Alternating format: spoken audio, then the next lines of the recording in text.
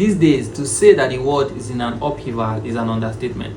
The more accurate description would be the Nigerian phrase, things they happen, which, as casual as it sounds, is also just as heavy, because things they happen. From absent presidents in Africa, to countries bombing other sovereign countries because they saw their enemies there, to routine but increasingly less random murders in God's own country, America. But the one I want to whine over in this video is the Nepali Revolution. The world woke up some days ago to the news that young people had taken to the streets of Nepal to protest government corruption, waste, and what they term Nepo baby privileges. Sound familiar? Apparently, what is happening here is also happening there. The police opened fire and killed around 19 people.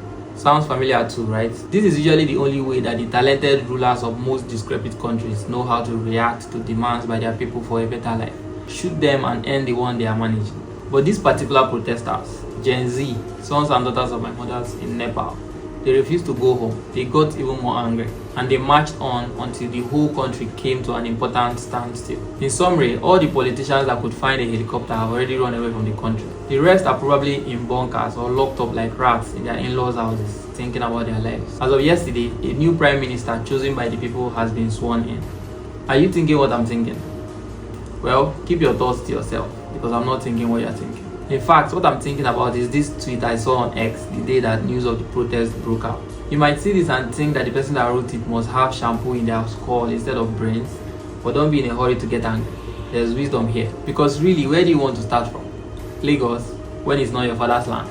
Or Abuja, where everyone who starts to earn a little good living begins to detach from the rest of the country and just wants to keep the peace, drink their Arabian tea in peace, and wear good scents to cover the stench of the country?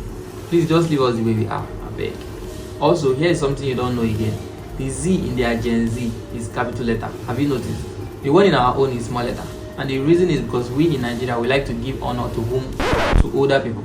As long as you are older, you are right. So we cannot start arguing with these our leaders. We would rather wait till we are in our 50s and our 60s so we can change the small letter Z to capital letter Z, and then we'll be ready.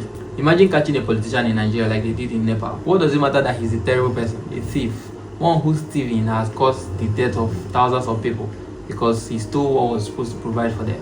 Why would you want to attack such a person when he's older than you? Our parents did not raise us like that.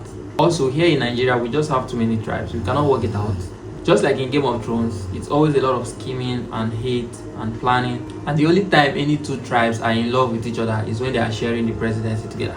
In Nepal, there are only one tribe, one people. Oh wait, they have tribes too. Wow. Must be tribes inside the same Judah or something like that. We can't compare, you know. Seems like the only real similarity we have between us is, guess what? Nepal.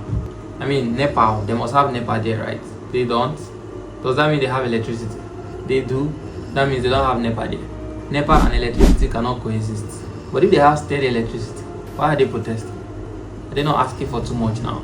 They are definitely asking for too much. Because what of us that all we get is this and this and this. But we still love our president the way that our police love injustice and the way that our politicians love not to do their jobs. It's just love all around here, you know. We don't complain. We don't complain because we don't want Okusheilo to come brandishing his well-fed cheeks at us and reprimand us for being disrespectful towards our elders. We are leaders of tomorrow, not today, apparently.